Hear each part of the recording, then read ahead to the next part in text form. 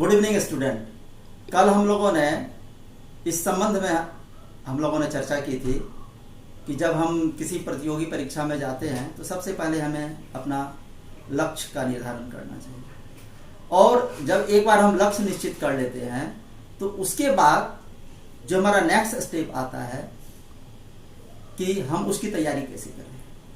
तैयारी करने के लिए जहां तक देखा जाता है, ज्यादातर छात्र सर्वप्रथम यह करते हैं कि कोई ना कोई कोचिंग संस्थान ढूंढना शुरू कर देते हैं या फिर किसी बड़े महानगर की ओर जाते हैं। लेकिन क्या यह सही अप्रोच है?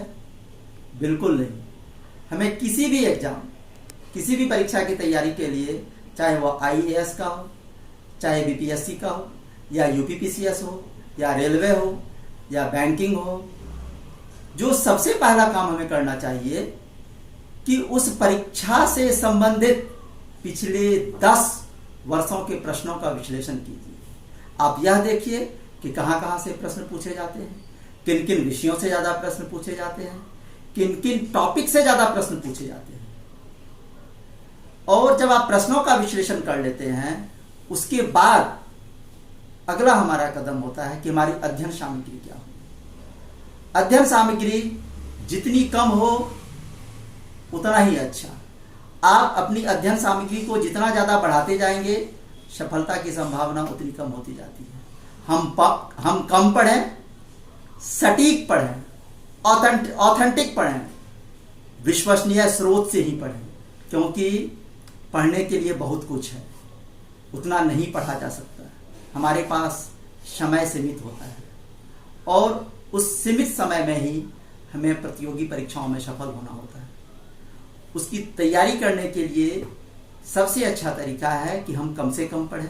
अगर समाचार पत्र पढ़ें, अगर कोई न्यूज़पेपर पढ़ते हैं, कोई एक न्यूज़पेपर, कोई एक मैगजीन, और जो अध्ययन सामग्री है, सबसे पहले आप वैकल्पिक विषयों का चयन करेंगे।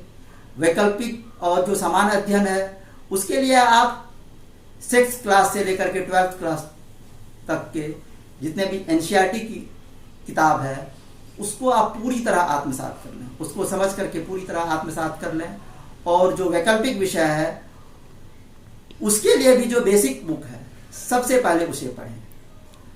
आपने लक्ष्य का निर्धारण कर लिया, प्रश्नों का विश्लेषण कर लिया, अध्ययन सामग्री भी इकट्ठा कर लिया। अब यह आता है कि हम तैयारी कहाँ करें। क्या हम जिस जगह पर है वहां तैयारी हो सकती है, या फिर हमें किसी बड़े महानगर में जाकर के कोचिंग संस्थान ज्वाइन करना पड़ेगा? क्या कोचिंग संस्थान सफलता की गारंटी है? बिल्कुल नहीं। अगर कोचिंग संस्थान सफलता की गारंटी होती तो लाखों छात्र कोचिंग संस्थान में जाते हैं, क्या वही सफल होते हैं? बिल्कुल नहीं। कोचिंग संस्थान में भी वही छात्र सफल होते हैं जो सेल्फ स्टडी करते हैं, जो स्वाध्याय करते हैं। इसलिए आपका जोर स्वाध्याय पर ज्यादा से ज्यादा होना चाहिए। आपने प्रश्नों का विश्लेषण कर लिया, आपके पास अध्ययन सामग्री है, आपके पास समाचार पत्र है, आपके पास मैगजीन है, और आज तो इतने सारे सोर्सेस हैं फैक्ट्स इकट्ठा करने के लिए। तो आप सेल्फ स्टडी पर ज्यादा से ज्यादा जोर दीजिए। कोचिंग संस्थान गलत नहीं है, कोचिंग संस्थान सही है। हमें कोचिंग संस्थान तभी जाना चाहिए जब ये सारा काम आप कर लेते हैं। ये सारा काम कर लेने के बाद जब आप कोचिंग संस्थान जाएंगे तो आपको फायदा होगा। अगर आप इससे पहले ही कोचिंग संस्थान जाएंगे तो आपका पैसा और समय दोनों ही व्यर्थ जाएगा। तो क्या कुछ ऐसे छात्र होते हैं जिनकी आर्थिक स्थिति अच्छी नहीं होती है, क्या वह सफल नहीं हो सकते? क्या वह IAS नहीं बन सकता? क्या वह BPSC टॉपर नहीं बन सकता? क्या वह बैंक PO नहीं बन सकता? क्या वह रेलवे में अच्छे पद पर नहीं जा सकता? बिल्कुल जा सकता है। उसके लिए सबसे बेहतर तरीका है आप प्रश्नों का विश्लेषण करें, अध्ययन सामग्री जो उपलब्ध है वह इकट्ठा करें, और स्वाध्याय करें। स्वाध्याय से अच्छा कुछ नहीं है। आप क्या समझते हैं, जो बहुत ही योग्य शिक्षक है वो किसी भी छात्र को सफल बना सकते हैं? बिल्कुल नहीं। योग्य शिक्षक भी योग्य छात्र को ही सफल बना सकते हैं, और योग्य छात्र वह है जो स्वाध्याय करता है। अगर आप किसी महानगर में नहीं जा सकते तो कोई बात नहीं, आप जहां पर है वही रह करके भी IAS बन सकते हैं। वहीं रह करके भी आप यूपीएससी टॉपर बन सकते हैं। आपको मार्गदर्शन नहीं है, मार्गदर्शन के लिए आप अपने जिले के जिलाधिकारी जो कि आईएएस हैं, एसडीओ होंगे, कोई जो उनसे एक बार आप मिल सकते हैं, वह आपको बताएंगे कि किस प्रकार तैयारी किया जाए। इसलिए निराश होने की जरूरत नहीं है। आर्थिक संसाधन आपकी तरक्की में कभी रुकावट नहीं बनता। इसलिए आगे बढ़िए और खुद पर विश्वास रखिए, आप जरूर सफल बनेंगे।